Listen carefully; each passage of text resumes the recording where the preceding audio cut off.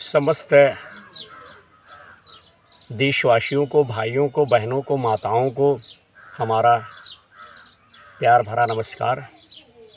गजाननं भूतगणादि सेवितं कपित्थ जम्बू फलचारु भक्षणम उमासुतं शोक विनाश कार्यक्रम नमामि विघ्नेश्वर पाद पंकजम। साथियों,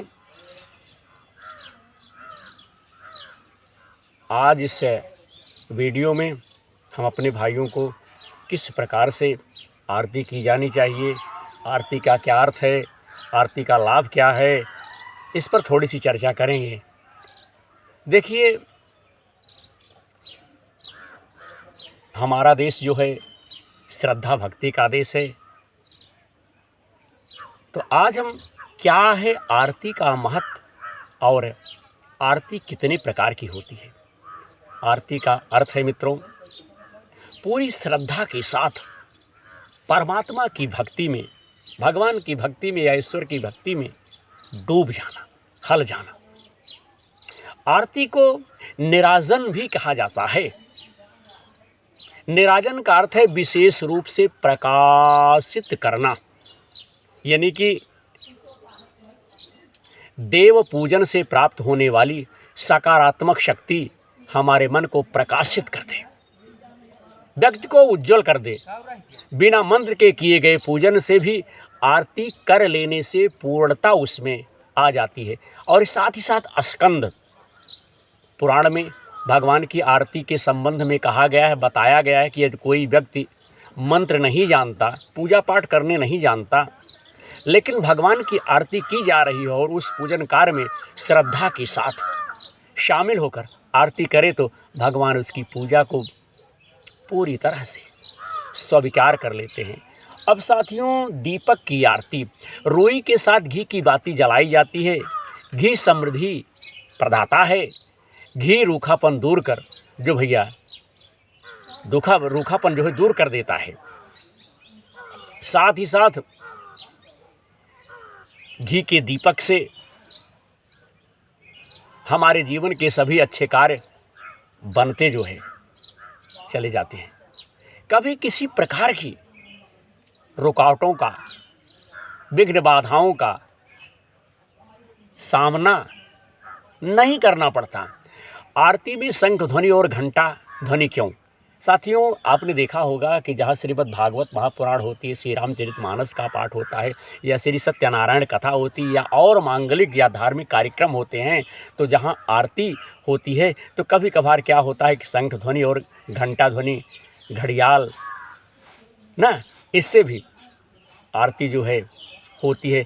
तो साथियों, आरती में बजने वाले शंख और घंटी के स्वर के साथ जिस किसी देवता को ध्यान करके गायन किया जाता है, उससे मन एक स्थान पर केंद्रित होता है, जिससे मन में चल रहे विचारों की उथल पुथल कम हो जाती है। शरीर का रोम रोम, अंग अंग पुलकित हो उठता है, जिससे शरीर में एक नई ऊर्जा प्राप्त होती है। अब साथियों, आरती कपूर को क्यों? कुछ लोग कपूर की भी आरती करते हैं। तो कपूर की महक तेजी से वायुमंडल में, गगनमंडल में, आकाश में फैलती है। ब्रह्मांड में विद्यमान सकारात्मक शक्तियाँ, दैवी शक्तियाँ जो हैं, उनको आकर्षित करती है। आरती वह माध्यम है, वह सहारा है, जिसके द्वारा दैवीय शक्ति को पूजन स्थल तक पहुंचने का मार्ग जो है मित्रों मिल जाता है। आरती करते हुए भक्त के मन में ऐसी भावना होनी चाहिए, रहनी चाहिए कि मानो वह पंच प्राणों पूरे मन के साथ की सहायता से ईश्वर की आरती उतार रहा था। घी की ज्योति को आत्मा की ज्योति का प्रतीक मानना चाहिए। यदि भक्त अंतर मन से ईश्वर को पुकारते हैं तो वह पंचारती कहलाती है। आरती दिन में 1 से 5 बार की जा सकती है। घरों में आरती भैया लगभग 2 बार की जाती है। प्रातःकालीन आरती और संध्याकालीन आरती, इस चीज़ से जो धार्मिक विचार रखते हैं, जिनके माता पिता अपने बच्चों को अच्छा संस्कार दिए हुए हैं, उस घर में आज भी सुबह और शाम आरती होती है। तो साथियों, दीप भक्ति विज्ञान के अनुसार आरती से पहले भगवान को नमस्कार करते हुए 3 बार फूल अर्पित करना चाहिए और भैया उसके बाद एक दीपक में शुद्ध घी लेकर उसमें विषम संख्या में यानी कि 1 से 3, 5 या 7 बत्तियां जलाकर आरती मित्रों करनी चाहिए। सामान्य तौर पर 5 बत्तियों से आरती की जाती है, जिसे पंच प्रदीप भी कहते हैं। इसके बाद कपूर से आरती की जाती है।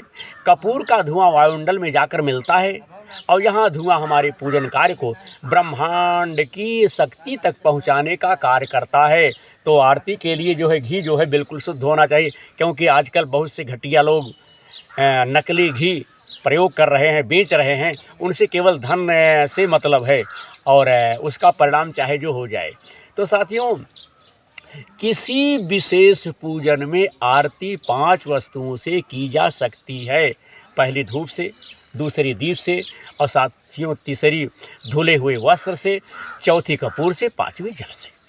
कैसे सजाना चाहिए आरती का थाल जिसमें आप आरती करते हैं, वह थाल किस प्रकार से सजाना चाहिए और साथ ही साथ आरती करने की विधि। इसलिए इस चर्चा को मैं कर रहा हूँ कि देखिए, अगर कोई कार्य किया जाए उसका कोई विधि विधान ना हो तो हमारे कहने का तात्पर्य है कि निष्कर्ष कोई अच्छा नहीं निकलेगा।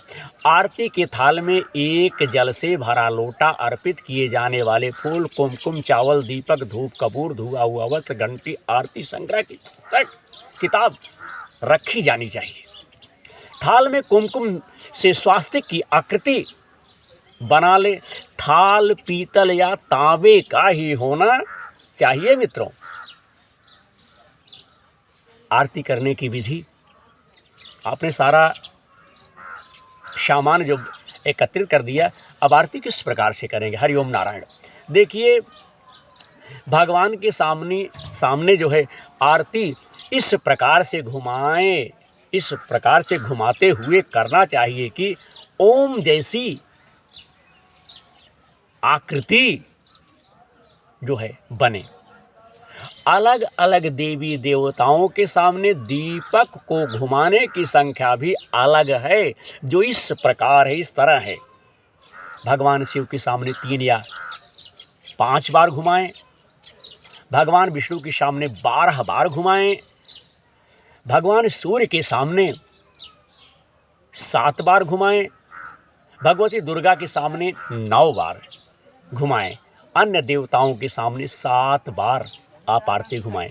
यदि दीपक को घुमाने की विधि को लेकर कोई उलझन हो तो आगे दी गई विधि से, जानकारी से किसी भी देवी या देवता की आरती मित्रों की जा सकती है।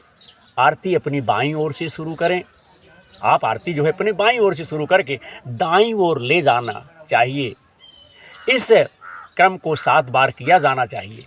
सबसे पहले भगवान की मूर्ति के चरणों में 4 बार, नाभि देश में 2 बार और मुख कुंडल में 1 बार घुमाएं। इसके बाद देव मूर्ति के सामने आरती को गोलाकार 7 बार मित्रों घुमाना चाहिए। पद्म पुराण में आरती के लिए कहा गया है कि कुमकुम अगर कपूर, घी और चंदन की 7 या 5 बत्तियां बनाकर अथवा रोई और घी की बत्तियां बना करके शंख आदि बजाते हुए आरती करना चाहिए।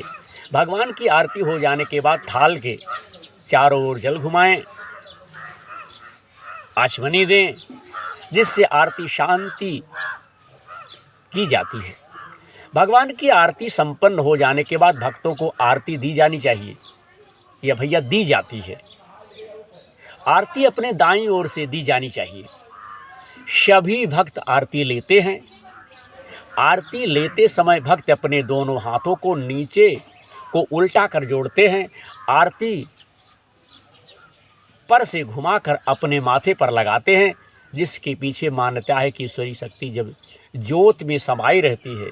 जिस शक्ति का भाग उक्त माथे पर लेते हैं, एक और मान्यता के अनुसार इससे ईश्वर की नज़र उतारी जाती है, जिसका असली कारण भगवान के प्रति अपने प्रेम और भक्ति को जताना होता है, बताना होता है, दिखाना होता है। पूजा के बाद क्यों ज़रूरी है आरती?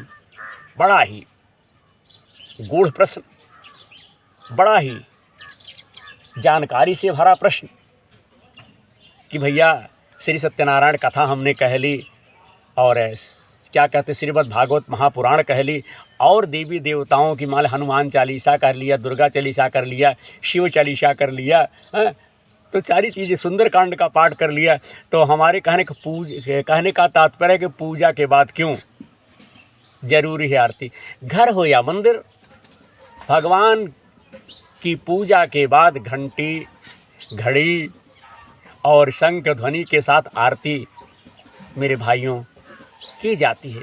बिना आरती की कोई भी पूजा अपूर्ण मानी जाती है। जब आप आरती नहीं करेंगे आपकी पूजा निष्फल हो जाएगी।